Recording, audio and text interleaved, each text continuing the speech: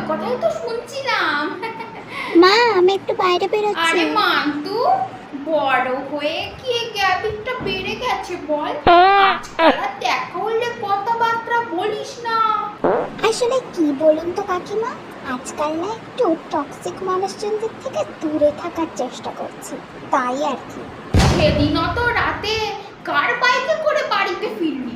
ওটা র্যাপিডো ড্রাইভার ছিল কাকিমা। তা তুমিও তো রাতে পাড়ার চৌকিদারি করছিলে বুঝি কাকিমা? আজকালকার মেয়েদের আর কি বলবো, একটা জামা ছাড়া আর কিছু পরে না, নিজেকেই দেখে নে তা না। তুমিও তো কাকুকে বলতে পারো কটা স্লিভলেস ড্রেস কিনে দিতে।